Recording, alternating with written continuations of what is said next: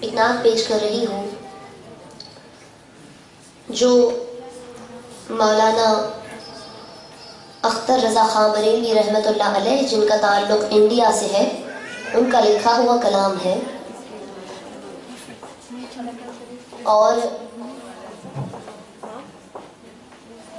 اصل میں کچھ اور دیکھ رہی ہوں، جو خواتین تھوڑی سی دیر میں سرگوشی کرنے لگتی، سرگوشی کہتے ہیں آہستہ آہستہ سے بات کرنا، من من من من، تو وہ محفل میں جو ہے وہ میرا بھی دھیان پڑ جاتا ہے، اور دوسری بات یہ جو ہم بات کر رہے ہوتے ہیں وہ بھی بھول جاتے ہیں، اور توجہ بھی ادھر ادھر ہو جاتی ہے. تو اس لیے کوشش کریں جس ذکر میں ہم آئے ہیں اسی میں ہم دھیان دیں.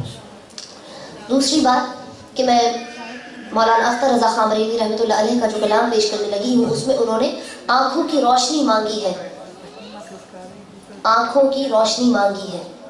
سمجھ آئی؟ ہاں.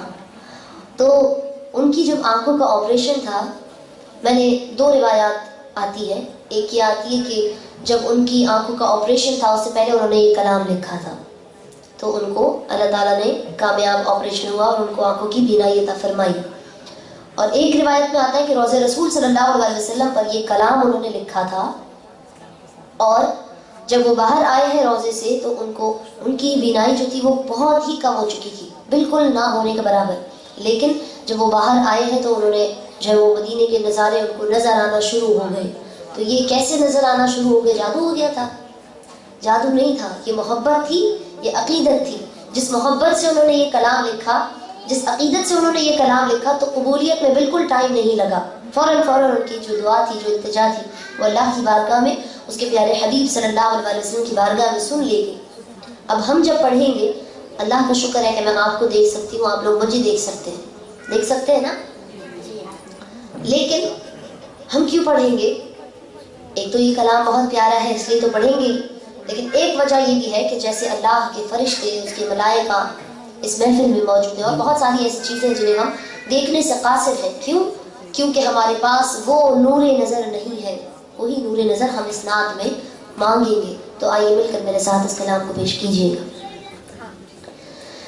منور میری آنکھوں کو میرے شمس و ضحیٰ کر دے، منور میری آنکھوں کو میرے شمس و ضحیٰ کر دے، منور میری آنکھوں کو میرے شمس و ضحیٰ کر دے،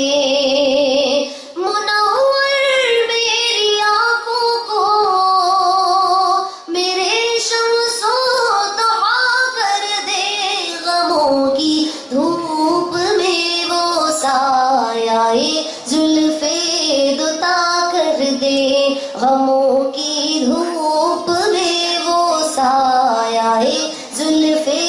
دوتا کر دے، منور میری آنکھوں کو میرے شمس و ضحیٰ کر دے،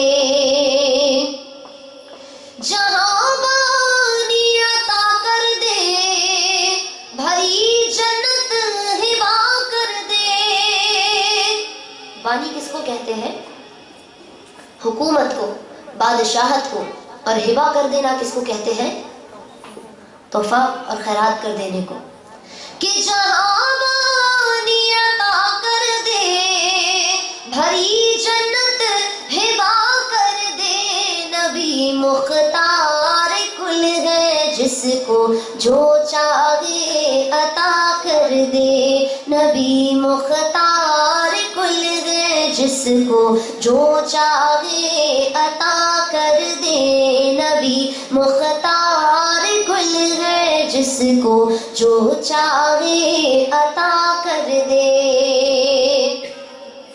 جہاں میں ان کی چلتی ہے وہ دم میں کیا سے کیا کر دے، جہاں میں ان کی چلتی ہے وہ دم میں کیا سے کیا کر دے، زمین کو آسماں کر دے، زمین کو آسماں سریا کو سرا کر دے، زمین کو آسماں کر دے، سریا کو سرا کر دے، نبی مختار کل ہے جس کو جو چاہے عطا کر دے، اور نبی سے جو ہے بیگانہ اسے دل سے جدا کر دے۔ حدیث مبارکہ ہے کہ کوئی شخص، مفہوم ہے کہ کوئی شخص اس وقت تک کامل مومن نہیں ہو سکتا جب تک کہ وہ اپنی جان، اپنی مال، اپنی اولاد، یہاں تک کہ ہر وہ چیز جو اسے اپنی جان سے زیادہ عزیز ہے اس سے زیادہ حضور اکرم صلی اللہ علیہ وسلم سے محبت نہ کرے۔ سمجھ آئی بات؟ جب تک حضور اکرم صلی اللہ علیہ وسلم سے اسے اپنی جان، مال، عزت، آبرو، اولاد، ہر چیز سے زیادہ محبت نہ ہو جائے گی تب تک وہ دین اسلام میں کامل مومن کی حیثیت نہیں رکھتا۔ شاعر نے اسی حدیث کی بات کو اس شعر میں کہا ہے کہ نبی سے جو ہے بیگانہ اسے دل سے جدا کر دے، پدر مادر برادر جان و مال ان پر فدا کر دے، پدر مادر برادر جان و مال ان پر فدا کر دے، نبی مختار کل ہے جس کو جو چاہے عطا کر دے،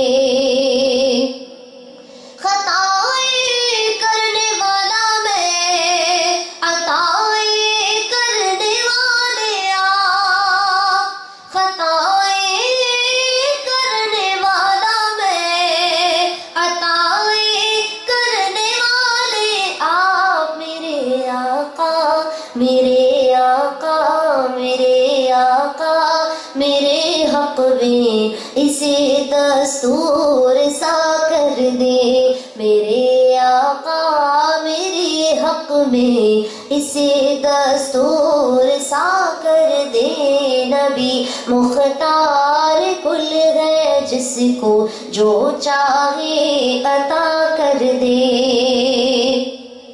اور مجھے کیا فکر ہو اختر میرے یاور ہے وہ یاور۔